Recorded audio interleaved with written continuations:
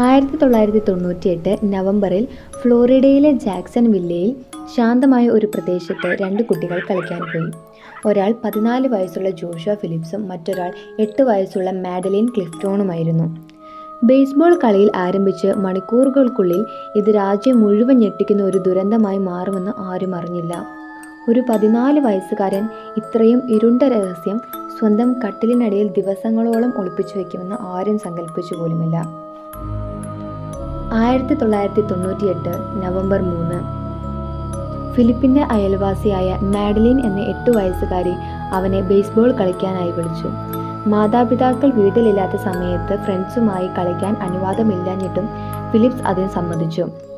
അവർ baseball കളിച്ചുകൊണ്ടിരിക്കുമ്പോൾ Philips എറിഞ്ഞ പന്ത് അബദ്ധത്തിൽ മാഡലിൻ്റെ കണ്ണിൽ തട്ടുകയും രക്തം വരാൻ ആരംഭിക്കുകയും ചെയ്തു. ഇതിനെ തുടർന്ന് അവൾ ഉറക്കെ കരയാനും നിലവിളിക്കാനും തുടങ്ങി. ഫിലിപ്സിൻ്റെ അച്ഛൻ വീട്ടിലില്ലാത്ത സമയമായതിനാൽ ഈ കാര്യം അറിഞ്ഞാൽ തൻ്റെ അച്ഛൻ്റെ പ്രതികരണം എന്താകുമെന്ന് ഭയന്ന് അവൻ മാഡലിൻ ക്ലിഫ്റ്റോണെ സ്വന്തം വീട്ടിലേക്ക് വലിച്ചിഴച്ചു കൊണ്ടുവരികയും തുടർന്ന് അവൻ അവളുടെ നിലവിളി നിർത്താൻ ബേസ്ബോൾ ബാറ്റ് കൊണ്ട് അടിക്കുകയും അവളെ അവൻ്റെ കട്ടിലിനടിയിൽ കിടത്തുകയും ചെയ്തു. കുറച്ചു സമയത്തിനുള്ളിൽ തന്നെ ഫിലിപ്സിൻ്റെ അച്ഛൻ സ്റ്റീവ് വീട്ടിൽ തിരിച്ചെത്തി. എന്നാൽ ഫിലിപ്സ് ഒന്നും സംഭവിച്ചിട്ടില്ല എന്ന മട്ടിൽ അയാളുമായി സമയം ചെലവഴിക്കുകയും തുടർന്ന് മുറിയിലേക്ക് തിരിച്ചു വരികയും ചെയ്തു. മുറിയിൽ തിരിച്ചെത്തിയ ഫിലിപ്സ് അവൾക്ക് ജീവനുണ്ടെന്ന് അറിഞ്ഞപ്പോൾ ഒരു കത്തി ഉപയോഗിച്ച് അവളുടെ തൊണ്ട മുറിക്കുകയും 7 തവണ അവളുടെ നെഞ്ചിൽ കുത്തി അവളെ കൊലപ്പെടുത്തുകയും ചെയ്തു. മാഡലിനെ കാണാനില്ല എന്ന വിവരം വൈകുന്നേരം 5 മണിയോടെ അവളുടെ പാരൻസ് പോലീസിനെ റിപ്പോർട്ട് ചെയ്യുകയും അവളെ തിരയാനും ആരംഭിച്ചു. ഈ തിരച്ചിലിൽ സൂത്രശാലിയായ ഫിലിപ്സും പങ്കെടുത്തു.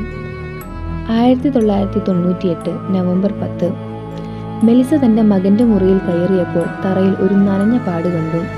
മുറിയിൽ തിരഞ്ഞപ്പോൾ മാഡലിൻ ക്ലിഫ്റ്റോൻ്റെ മൃതദേഹം കണ്ടെത്തി.